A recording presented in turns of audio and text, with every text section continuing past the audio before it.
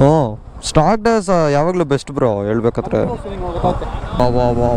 ಹಾರ್ಲಿ ಅದು ಹೊಂಡದು ಸ್ಟ್ರೀಟ್ ಟ್ರಿಪ್ಪಲು ಇಲ್ಲಿಗೆ ಬಂದರೆ ಒಳ್ಳೊಳ್ಳೆ ಗಾಡಿ ನೋಡ್ಬಾರ್ದಪ್ಪ. ನಮ್ಮ ಬಾಯ್ಸ್ ಜೊತೆಲ್ಲ ಪಿಲ್ಲನ್ ರೈಡರ್ ಆಗಿ ಹಿಂದ್ಗಡೆ ಕುತ್ಕೊಂಡು ಹೋಗ್ತಿದ್ರೆ ಎಲ್ಲ ಬೈಕ್ ಬಂದಿರುತ್ತೆ ಒಂದು ಸೆಕೆಂಡ್. ಅವ್ರು ಫುಲ್ ಕಾನ್ಫಿಡೆನ್ಸಲ್ಲಿ ಇರ್ತಾರೆ, ಬಟ್ ನಾವಿರ್ಬೇಕಲ್ಲ ಕಾನ್ಫಿಡೆನ್ಸಲ್ಲಿ, ಆಗಲ್ಲ ಅದು, ಏನೇ ಮಾಡಿದ್ರು ಬರಲ್ಲ ಅದು. 131 132 ಇಷ್ಟರಲ್ಲಿ ಆಟ ಆಡಬೇಕು. ಅದು ಮುಂದ್ಗಡೆ ವಯಸ್ಸವ್ರನ್ನ ಚೇಂಜ್ ಮಾಡಿಸ್ಕೊಳ್ಳಿ, ಇನ್ನೂ ಚೆನ್ನಾಗಿ ಕಾಣಿಸುತ್ತೆ. ಹಲೋ ಎಲ್ರಿಗೂ ಇನ್ನೊಂದು ಹೊಸ ವ್ಲಾಗಿಗೆ ಸುಸ್ವಾಗತ. ಓಡಿಸ್ತೀರಾ? ಇನ್ನು ಆ ಗಾಡಿಲೆಲ್ಲ ಲೆಕ್ಕನೇ ಇಲ್ಲ. ವಾ ಹಾರ್ಲಿ ಅದು ಹೊಂಡದು GS 1200 ಇದು.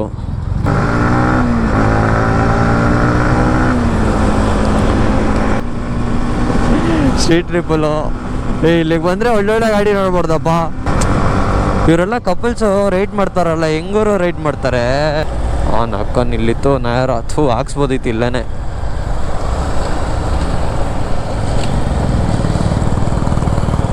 ಅವ್ರ ಪಾಪ ಏನೋ ಮಾತಾಡ್ದೇನೆ ಆರಾಮಾಗಿ ಸುಮ್ಮನೆ ಕುತ್ಕೋತಾರಲ್ಲ. ಹೆಡ್ಸ್ ಆಫ್ ಹೇಳಬೇಕು ಪಿಲಿಯನ್ಸ್ಗೆ. ನಮ್ಮ ಬಾಯ್ಸ್ ಜೊತೆಲ್ಲ ಪಿಲ್ಲನ್ ರೈಡರ್ ಆಗಿ ಹಿಂದ್ಗಡೆ ಕುತ್ಕೊಂಡು ಹೋಗ್ತಿದ್ರೆ ಎಲ್ಲ ಬೈಕ್ ಬಂದಿರುತ್ತೆ ಒಂದು ಸೆಕೆಂಡ್.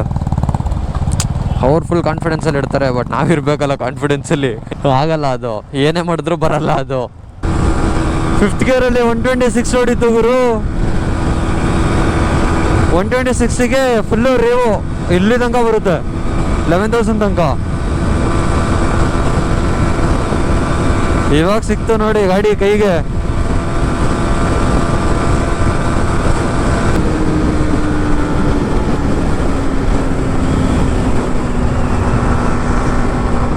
ಒನ್ 131 132 ಇಷ್ಟರಲ್ಲಿ ಆಟ ಆಡಬೇಕು. ಓಕೆ ಗಾಯ್ಸ್, ಯಾವುದೋ ಒಂದು ಬ್ಯಾಚ್ ಬರ್ತಿದೆ ಹಿಂದೆ, ಸರಿಗೆ ನುಗ್ಗಿಸ್ತಾರೆ ಬಾಯ್ಸು.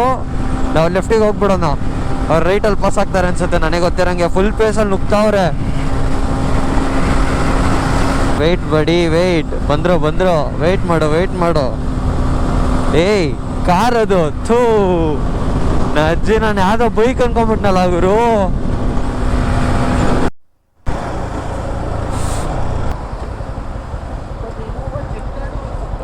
ಹೊಡಿತೀನಿ ನೋಡೋಣ ಎಷ್ಟೊತ್ತೆ. 152 ಎಳಿತಿದೆ ಬೇಗ. ಹೌದಾ? ಅದು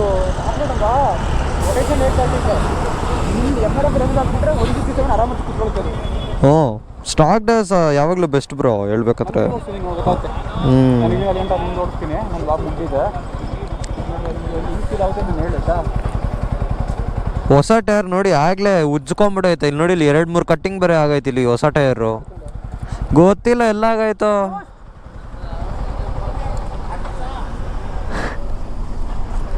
ಟೀ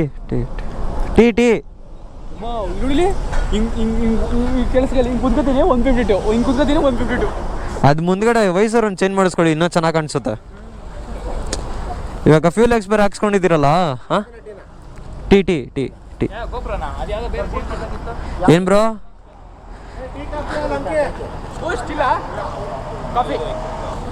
ಬ್ರೋ ಫ್ಯೂಲ್ ಎಕ್ಸ್ಪೈರ್ ಹಾಕ್ಸ್ಕೊಂಡಿದ್ದೀರಾ, ಗಾಡಿ ಇವಾಗ ಎಳಿಯುತ್ತಾ? ಮುಂದ್ಗಡೆ ವಯಸ್ಸರ್ ಚೇಂಜ್ ಮಾಡಿಸ್ಬಿಡಿ. ಒಳ್ಳೆ ಫೀಲ್ ಇರುತ್ತೆ. ಟಕ್ಕಿನಾದ್ರೆ ಬಾಂಬ್ ಕಾಣಿಸುತ್ತೆ. ಸೊ ಈಗ ಆಗಲ್ಲ ಅದು, ತಲೆ ಹಿಂಗೆ ಎಳಿಯುತ್ತಿಂದೆ. ನಮ್ಮ ಗಾಡಿ ಪರ್ಫಾರ್ಮೆನ್ಸ್ ಅಷ್ಟೇ 130ಗೆ ಲಾಕ್ ಆಗ್ತಿದೆ ಆ್ಯಸ್ ಯೂಶುವಲ್ ನಾರ್ಮಲ್. ಆ್ಯಂಡ್ ನಿಮ್ಮ ಗಾಡಿಗಳು ಎಷ್ಟೆಷ್ಟು ಹೋಗ್ತಿದೆ ಅದನ್ನೊಂಚೂರು ಕಮೆಂಟ್ ಹಾಕಿ, ಯಾರ್ಯಾರು ಎಂಟಿ ಇಟ್ಕೊಂಡಿದ್ದೀರಾ. ಅವರು ಓಡಿಸ್ತಾರೆ ತೊಗೊಳ್ಳಿ. ನಮ್ಮ ಬಾನ್ಬಿ ಸ್ಪೀಕರ್ ಅವ್ರ ಗಾಡಿ ತೊಗೊಂಡಿದ್ದೀನಿ. ನನ್ನ ಗಾಡಿ ಗೋಲ್ಡನ್ ಟರ್ಟಲ್ ಅವ್ರು ತೊಗೊತಿದ್ದಾರೆ, ಇನ್ನು ಗೋಲ್ಡನ್ ಟರ್ಟಲ್ ಅವ್ರ ಗಾಡಿ ಅಂಕಿಬ್ರು ತೊಗೊತಿದ್ದಾರೆ. ಸೊ 3 ಜನ ಗಾಡಿ ಎಕ್ಸ್ಚೇಂಜ್ ಮಾಡ್ಕೊಂಡಿದ್ದೀವಿ ಇವಾಗ. ಬಿಕಾಸ್ ಈ ಗಾಡೀಲಿ ಫ್ಯೂಲ್ ಎಕ್ಸ್ ಇದೆ ಗುರು, ನೆನ್ನೆ ತಾನೇ ಹಾಕ್ಸ್ಕೊಂಡವ್ರಿ. ಹಾಂ ಸಿಂಗಲ್ಲು, ಬಟ್ ತಲೆ ಕೆಡ್ಸ್ಕೊಂಬಿಡಿ, ಹಿಡಿಯುತ್ತೆ, ಎಲ್ಲೂ ಸ್ಕಿಡ್ ಆಗಲ್ಲ. ಓ ಫಾಕ್, ಚೈನ್ ಹೆವಿ ಲೂಸ್ ಇದೆ ಗುರು. ಚೈನ್ ಸ್ವಲ್ಪ ಟೈಟ್ ಮಾಡಿಸ್ಬೇಕಿತ್ತು. ಇನ್ನೇನು ಗಾಡಿ ಸರ್ವಿಸಿಗೆ ಬಿಡಬೇಕಲ್ಲ ಗುರು. 41,000 ಹತ್ತತ್ರ ನಾವು ಓಡಿದೆ. ಇನ್ನು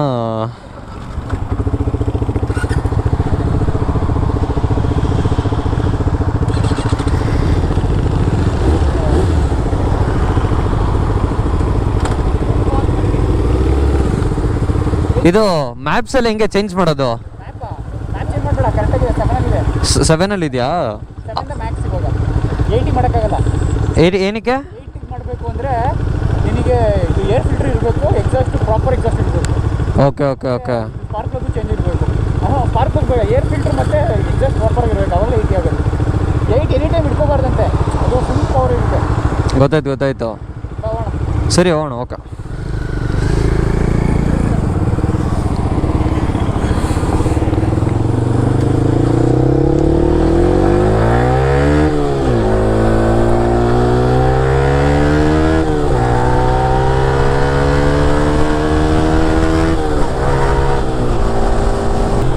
ನಾನು ಕಾಣಿಸ್ಕೊಳ್ಳೋದು ಬೇಡ ಮಿರರಲ್ಲಿ, ನನಗಿಂದ ಕಾಣಿಸ್ಬೇಕು.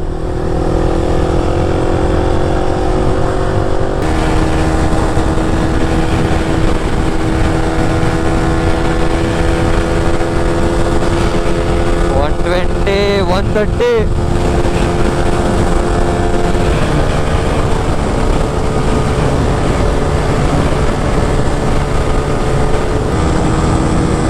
$130 ಆರಾಮಾಗಿ ನುಗ್ತಿದೆ. ಆ್ಯಕ್ಚುಲಿ ಇಲ್ಲಿ ನೋಡಿ, ಇನ್ನೂ 6 ಗೇರಲ್ಲಿ RPM ಇನ್ನೂ 10,000ದಲ್ಲಿದೆ, ಇನ್ನೂ ನುಗ್ಗುತ್ತೆ ಗಾಡಿ.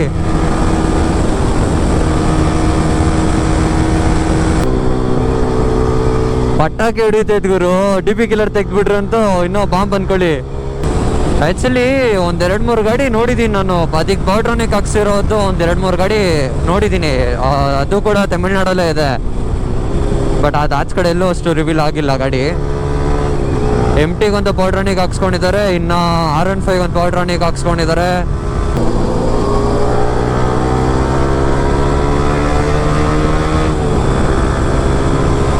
ಇದಕ್ಕೊಂದು ಕ್ವಿಕ್ ಶಿಫ್ಟರ್ ಒಂದು ಹಾಕ್ಸ್ಬಿಟ್ರೆ ನೋಡಿ ಇನ್ನೂ ನೆಕ್ಸ್ಟ್ ಲೆವೆಲ್ ಇರುತ್ತೆ. ಬಟ್ ಇದಕ್ಕೆ ಎಂಜಿನಲ್ಲಿ ಸ್ಲಾಟ್ ಇದೆಯಾ ಇಲ್ವೋ ಗೊತ್ತಿಲ್ಲ. ಕ್ವಿಕ್ ಶಿಫ್ಟರ್ಗೆ ಒಂದೊಂದು ಗಾಡೀಲಿ ಇರುತ್ತೆ, ಒಂದೊಂದು ಗಾಡೀಲಿ ಇರಲ್ಲ. ಈಗ V4 ತೊಗೊಂಡ್ರೆ V4ಅಲ್ಲಿ ನೀವು ನಾರ್ಮಲ್ V4 ತೊಗೊಂಡು ಕೂಡ ಹಾಕೊಬೋದು.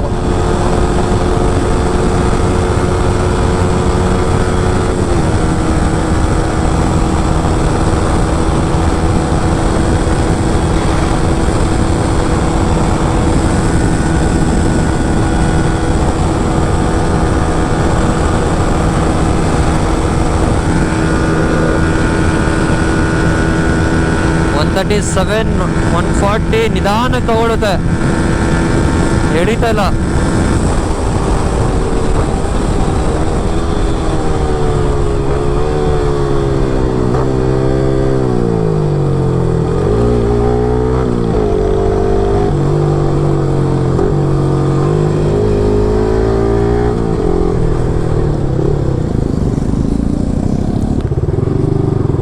ಯಾವುದೋ ಒಂದು ಹಿಂದಿ ಯೂಟ್ಯೂಬರ್ದು ಒಂದು ವಿಡಿಯೋ ನೋಡಿದ್ನಪ್ಪ. ಅವನು ಕ್ವಿಕ್ ಶಿಫ್ಟರ್ ಎಲ್ಲ ಬೇಕಾಗಿಲ್ಲ, ಹಂಗೆ ಶಿಫ್ಟ್ ಆಗುತ್ತೆ, ಕ್ಲಚ್ ಇಡೋದೇ ಬೇಕಾಗಿಲ್ಲ ಅಂತೆಲ್ಲ ವಿಡಿಯೋ ಮಾಡಿದ್ದ. ನಾನು ಇವನು ಯಾರಿಗೂ ಪೆಕ್ರ ಇವನು ಅಂದ್ಕೊಂಡೆ. ಬಟ್ ಅದರಲ್ಲಿ ಏನಾಗುತ್ತೆ ಗೊತ್ತಾ, ಮಾತ್ರ ಮಾಡೋಕ್ಕೆ ಹೋಗ್ಬಿಡಿ. ನಿಜವಾಗ್ಲೂ ನಿಮಗೆ ಕ್ವಿಕ್ ಶಿಫ್ಟರು ಇಲ್ಲ ಅಂತಂದರೆ ದಯವಿಟ್ಟು ಕ್ಲಚ್ಚನ್ನ ಹಿಡಿದ್ಬಿಟ್ಟು ಶಿಫ್ಟ್ ಮಾಡ್ಕೊಡಿ. ಸ್ವಲ್ಪ ಲೋ RPM ಅಲ್ಲಿ ಹಿಡ್ಕೊಂಡು ಅವರು ಗೇರ್ನ ಡೌನ್ ಮಾಡಿ ಮತ್ತೆ ಅಪ್ ಮಾಡ್ಕೊತಾರೆ. ಆ ಥರ ಮಾಡೋಕ್ಕೆ ಹೋಗ್ಬೇಡಿ. ಬಿಕಾಸ್ ಒಳಗಡೆ ಒಂದು ನೀಡಲ್ ಇರುತ್ತೆ ಶಿಫ್ಟರ್ಗೆ, ಸ್ಪ್ರಿಂಗ್ಸ್ ಥರ ಒಂದು ಬರುತ್ತೆ. ಆ ಸ್ಪ್ರಿಂಗ್ಸೆಲ್ಲ ಎಗ್ರಿಕೊಂಡ್ಬಿಡುತ್ತೆ. ಸೊ ಅವಾಗ ನಿಮಗೆ ಗೇರ್ ಬೀಳಲ್ಲ. ಅದಂತೂ ವರ್ಸ್ಟ್ ಅದು ನಿಜವಾಗ್ಲೂ. ಅದು ಏನು ಕ್ಲಚ್ ಪ್ಲೇಟ್ಸಿಗೆಲ್ಲ ಸಿಕ್ಕಾಬಿಟ್ಟೆ ಇಂಪ್ಯಾಕ್ಟ್ ಆಗುತ್ತದು.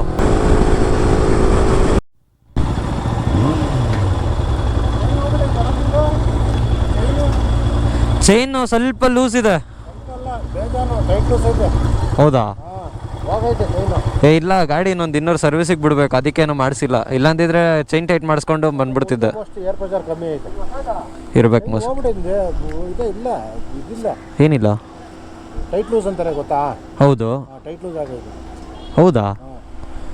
ಸೌಂಡು ಸೌಂಡ್ ಬರುತ್ತಲ್ಲ, ಸೌಂಡ್ ಅವಾಗೇ ಬರೋದ. ಓಕೆ. ಒಂದ್ಸರಿ ಚೆಕ್ ಮಾಡಿಸು, ಇಲ್ಲ ಇದು ಮಾಡಿಸು, ಅಡ್ಜಸ್ಟ್ ಮಾಡಿಸ್ಬಿಟ್ಟು ನೋಡು. ಏನು ಗೊತ್ತಾ, ಒಂದು ಸೈಡು ಟೈಟ್ ಆಗಿರುತ್ತೆ, ತಿರುಗಿಸಿದ್ಮೇಲೆ ಇನ್ನೊಂದು ಸೈಡು ಲೂಸ್ ಇರುತ್ತೆ. ಆ ಟೈಮ್ ಬಂತು ಅಂತಂದ್ರೆ ಚೇಂಜ್ ಮಾಡಿಸ್ಬಿಡ್ಬೇಕು, ಹೋಯ್ತು ಅಂತ. Okay okay okay. ಇಲ್ಲ ಹಾಂ, ಅದೇನಲ್ಲ, ಅದು ಟ್ರಾಟರ್ ಬಾಡಿ ಕ್ಲೀನ್ ಮಾಡಿಸಿದ್ರು ಸ್ವಲ್ಪ ಇದೆ, ಅದೇ ಲ್ಯಾಗ್ ಐತೆ.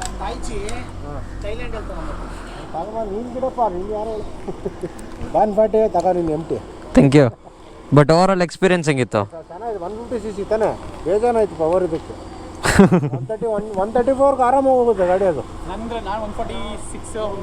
ನಾವು ಅವಾಗೆಲ್ಲ ಪಲ್ಸರು ಇದೆಲ್ಲ 150 ಓಡಿಸ್ತಾ ಇದ್ದಾರೆ ಪಲ್ಸರ್ಗಳು. 115 ಹೋದ್ರೆ ಹೆಚ್ಚಿತ್ತು ಅವಾಗ. 115 120 ಮ್ಯಾಕ್ಸಿಮಮ್ ಡೌನಲ್ಲಿ ಹೋದ್ರೆ. ಹ್ಞೂ ಬ್ರೋ, ಓಕೆ. ಪುಲ್ಲಿಂಗ್ ಫೋರ್ಸ್ ಮಸ್ತಿದೆ, ಬಟ್ ಟಾಪ್ ಎಂಡಲ್ಲಿ ಸ್ವಲ್ಪ ಲ್ಯಾಗ್ ಹೊಡಿತಿದೆ. 130 ಪ್ಲಸ್ಸಲ್ಲಿ ಲ್ಯಾಗ್ ಹೊಡಿಯುತ್ತೆ. 5th ಗೇರಲ್ಲಿ 130 ಟಚ್ ಮಾಡಿದೆ, ಅಲ್ಲಿಂದ 6th ಗೇರಿಗೆ ಹಾಕಿದೆ. ಲಾಂಗ್ ಆದರೆ ಹಿಂಸೆ ಬ್ರೋ, ಇಂಜಿನ್ ಸ್ಟ್ರೆಸ್ ಬೀಳುತ್ತೆ. ಹಾಕ್ಸ್ಬೇಕು, ಫ್ಯೂಲೆಕ್ಸ್ ಹಾಕ್ಸ್ ಚೆಕ್ ಮಾಡಿಸ್ಬೇಕು, ಲ್ಯಾಗ್ ಆಗ್ತಾ ಇರೋದು. ಆ್ಯಕ್ಚುಲಿ KTM ಮತ್ತು ಡಾಮಿನರ್ ಎರಡರೂ ಹಂಗೆ ಲ್ಯಾಗ್ ಆಗುತ್ತಂತೆ. ಹಾಂ ಹೌದೌದು. ಏನು ಬೇಡ, BMC ಹಾಂ, ಕೇನೇನೋ ಅಷ್ಟೇ ಇದೆ ಬ್ರೋ, ತೊಗೊಳ್ಳಿ. ದೇವಸ್ಥಾನ ಶ್ರೀ ವಿನಾಯಕ ಸ್ವಾಮಿ ದೇವಾಲಯ.